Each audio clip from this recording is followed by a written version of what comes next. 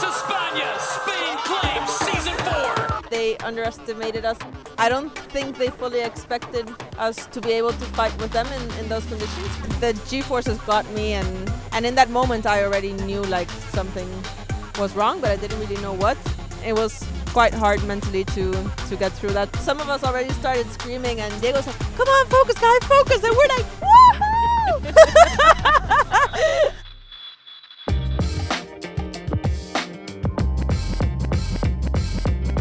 Welcome back to One on One. Today I'm joined by Nicole van der Velden, the strategist of the Spain SailGP team, the eyes and ears behind the success. Today we're going to talk about why the Spanish team is so successful, your journey a little bit, and also relive that epic win in San Francisco last year. So thanks for joining me on the podcast. Thanks for having me. Great to spend some time with you here. Now, we're about to head back to San Francisco, but let's just start back to, that incredible win last year, that day. It was a fight for you guys to just get into the final. What's the first sort of emotion that comes up when you think back to that day? I think I still got goosebumps when I see the footage or the videos and stuff and kind of like relive the experience in my head. I think it was something super unique, and obviously we didn't think we would get in there in that position, and it was just, it was such a big highlight, and to live that and execute in the moment it mattered, it was an epic situation. It was a pretty incredible day. Obviously you had a massive fight with the French to make that final.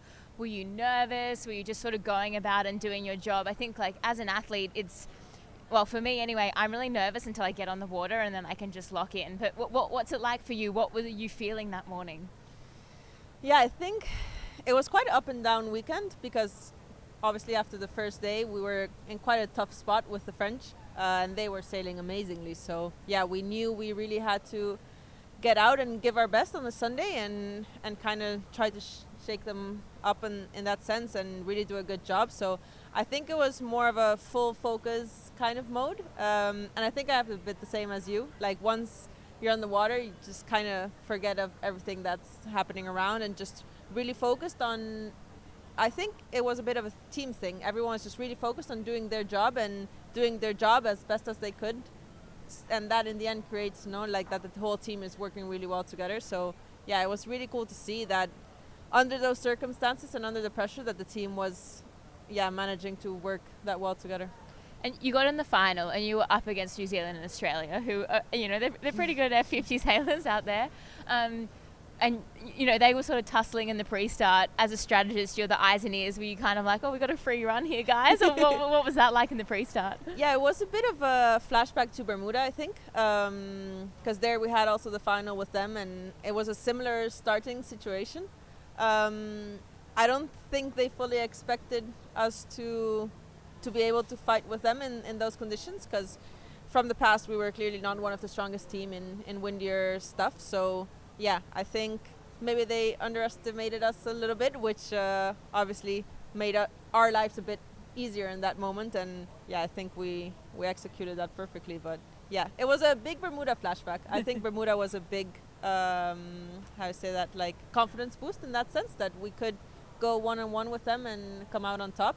And I think that gave us a lot of confidence going into San Fran as well. Yeah, and you had to fight all week with the French. You were fighting for your spot in the final. So to have the freedom with just 3 boats out there would have felt pretty good.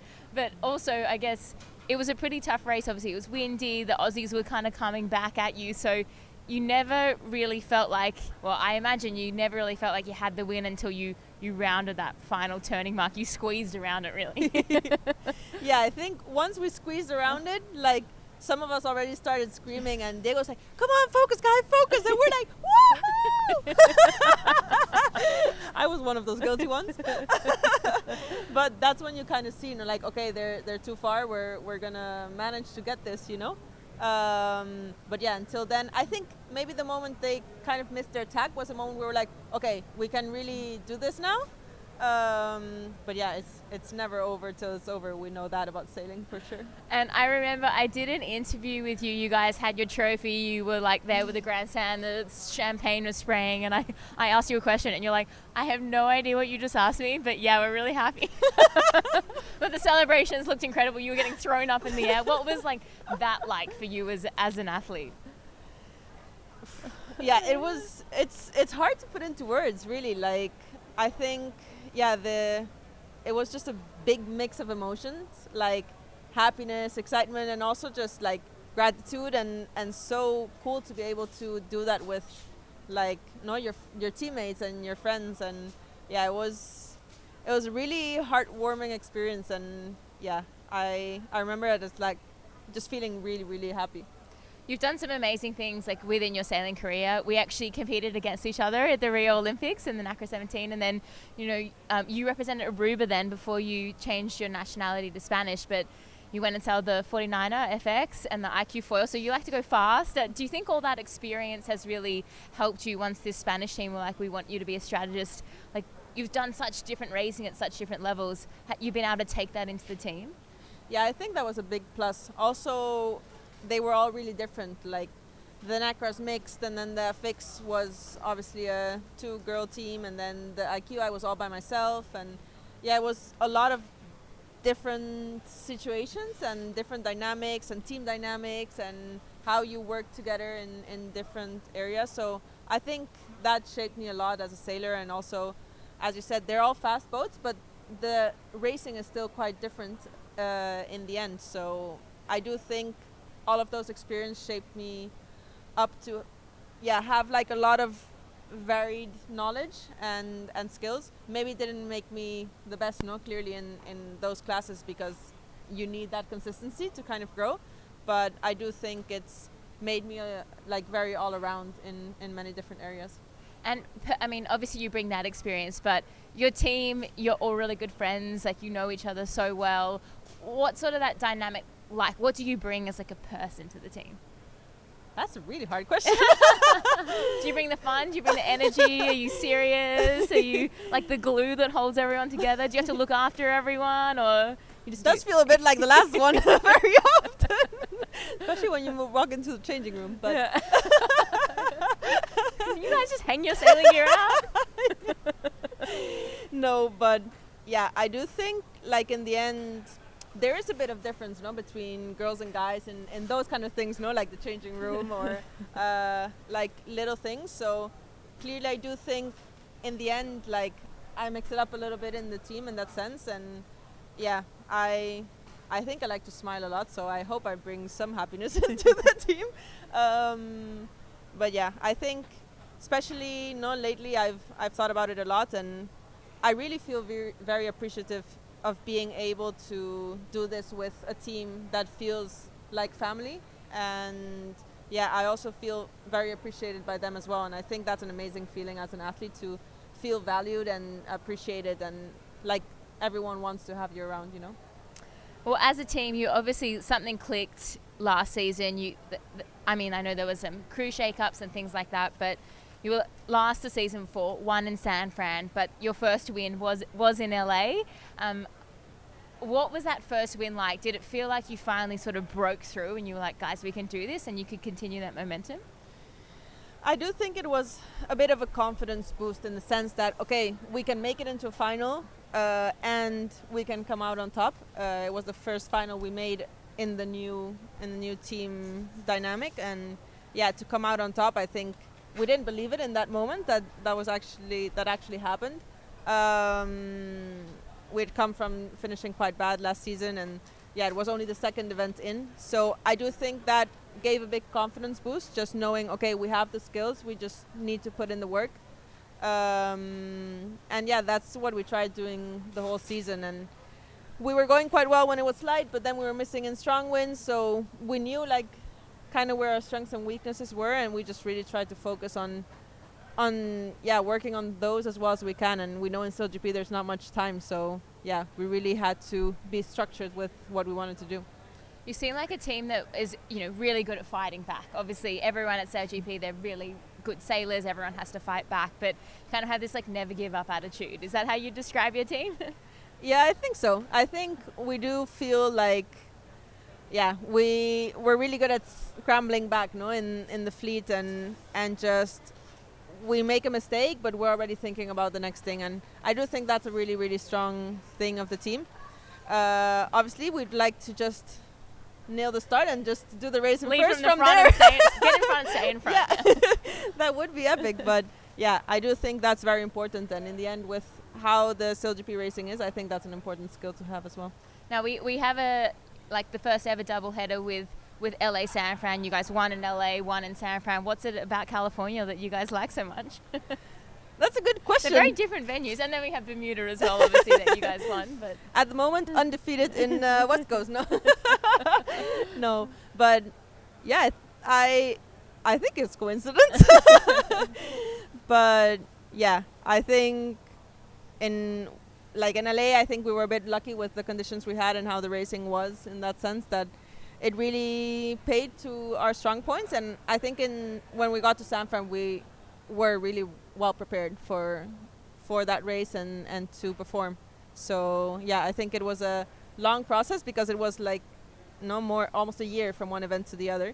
But yeah, I think that's the difference between those two. And I mean, this season so far, obviously, it's tough. The fleet is getting stronger and stronger. We got 12 boats on the race course. As a strategist, your job is getting busier and busier, I imagine. Yeah, for sure. It gets more nerve-wracking at times. And also the boats have changed a lot with the T-foils now. So also your perception needs to change again because the boats don't accelerate the same. They don't behave the same. So yeah, it's quite different compared to what your eye was used to seeing before. And there's more boats. So yeah, the race courses are smaller and smaller and it gets more hectic. So for sure, it feels like you've got that extra responsibility every time a boat appears or every time the course gets smaller. But I also think you keep evolving and you get better and better. So it doesn't seem as that much of a mountain to climb because you've already got a lot of work done, which is nice. Yeah, I guess for you it's been like incremental changes throughout. But I guess maybe reflect back when you first got on the F50 and you were trying to do your job. I mean, what was that like trying to call the crosses and stuff like that? That's like very high pressure. Yeah. I was like, do you guys realize that if I make a mistake, we're crashing into a boat and we get penalty points and all these situations? It seems like way more pressure than no. Like a quick touchdown. Yeah, exactly. I'm like the flight controller. Just worst case scenario, you touch down. No, but yeah, in that sense, like it is a responsibility because obviously you don't want to have a day, where you collect heaps of points and your whole season goes to waste, and also all the damage that can happen. So. Yeah, you want to avoid that at all costs. But my first day, I remember I went out, it was in Copenhagen, we went out on a reach and I was to leeward. And I just looked up and I was like, how am I ever going to cross here and the boats and how am I going to make decisions so fast and what am I doing here? That was my general feeling. And I was like, okay, breathe, Nicole, breathe. And I remember seeing Flo look at me laughing and I'm like, no. This isn't funny. This is not funny. Oh, yeah. You've come a long way then. But I guess also as a strategist, you can't be, I mean, you've got to manage the risk, but you can't be too conservative either because, I guess as you approach a gate, millimeters make a difference really to be able to sneak around the gate in front of somebody else, or you get one cross and then you get the next one. It's kind of this whole risk-reward game. Yeah.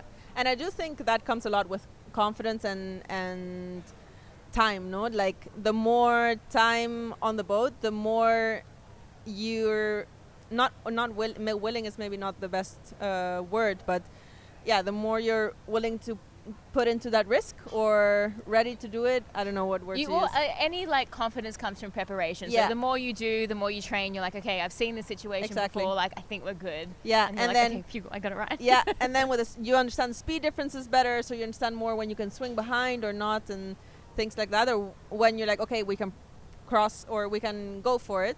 And also, a lot is depending if they've seen you or not. Because if they haven't seen you, then maybe you're like, okay, if we push and they haven't seen us, then it's a big problem. They're seeing us. I think we can push. Maybe we can go for it because there is a lot of that. But yeah, obviously it's a hard one.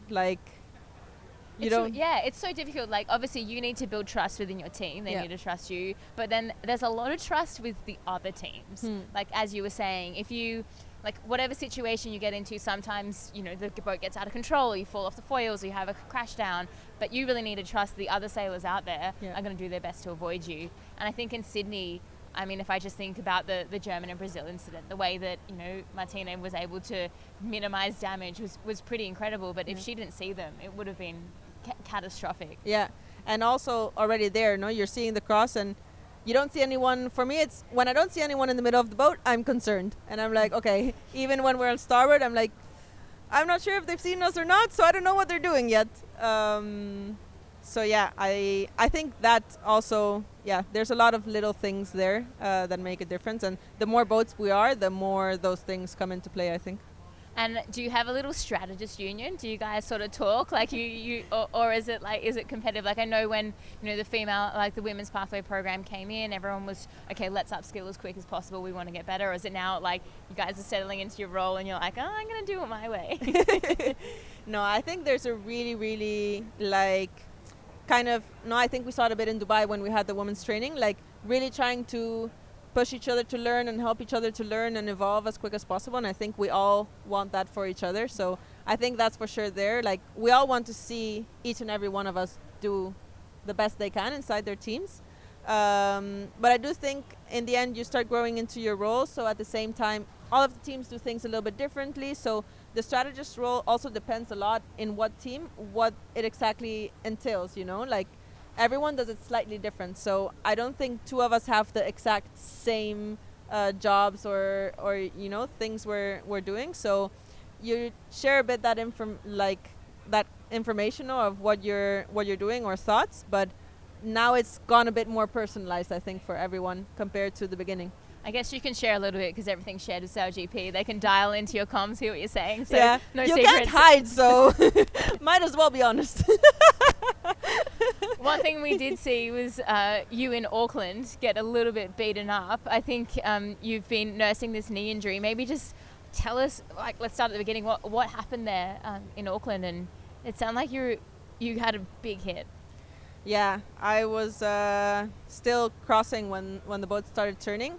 So the G-forces got me, and yeah, I flew through the boat, and I twisted my knee quite badly. And in that moment, I already knew like something was wrong, but I didn't really know what. And I was like, okay, I can still move it. At least it's moving, you know. And then the first cross, I was like, whoa, I don't have stability. Like I felt I just didn't have stability in the knee. So I was like, okay, this is not right. Good. Yeah.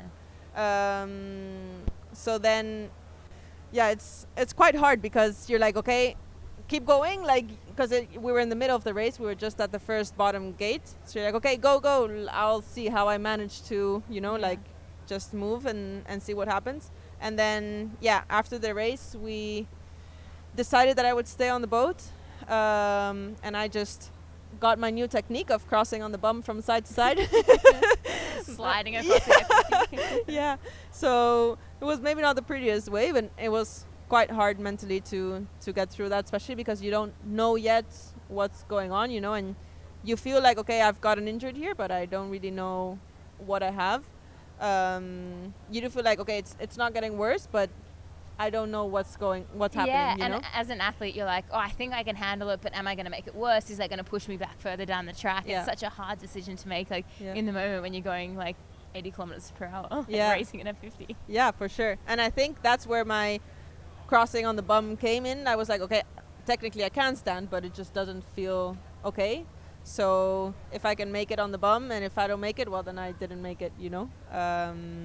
But yeah, for sure. The last thing you want is to injure your knee even further.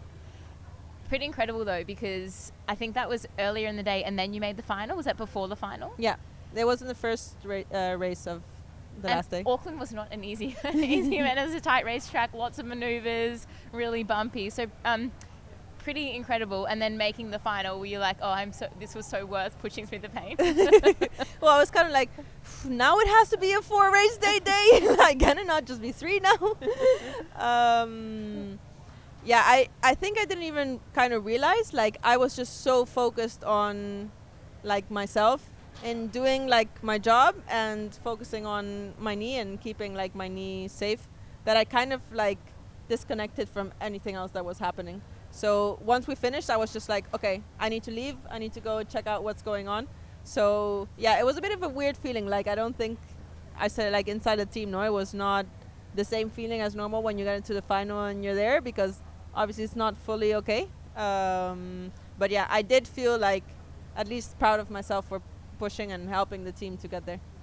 And now, obviously, you're still here, still sailing. How's sort of the recovery been? What's the process moving forward? Whatever you feel comfortable sharing. Yeah, it's been a bit of a process, because in the end, well, there's a bit of time, that the ligaments take to heal, and then it's the muscle recovery process, which in the end, like, you get surprised like how fast you lose the muscle. So yeah, now I'm basically in the muscle recovery process. Like, it's been about 2 weeks or so into that. So yeah, kind of learning to do all the movements again, balance work, and like a lot of balance work and a lot of strength. So yeah, basically just every day working on getting the legs strong. And yeah, it's tough at times, but yeah, it's also rewarding to see that the evolution has been really good. So yeah, quite happy with that at least.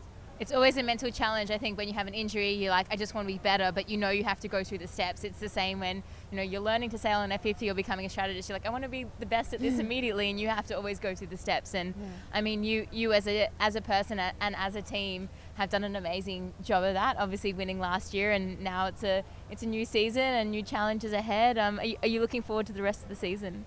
Yeah, a lot.